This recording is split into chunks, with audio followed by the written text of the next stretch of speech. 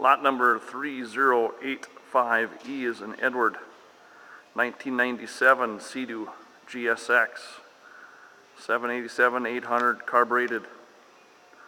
We're tearing this machine down into parts. Reason for the teardown is it's got a locked up engine.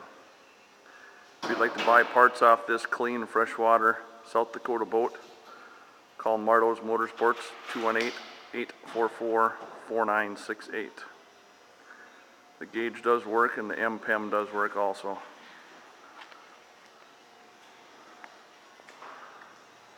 Fairly clean watercraft. Seat's been recovered, but it's in great shape. Jet pump, trim.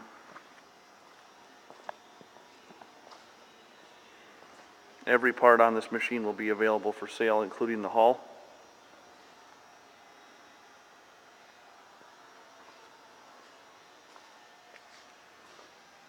It's got a Sea-Doo 787 800 white engine in it.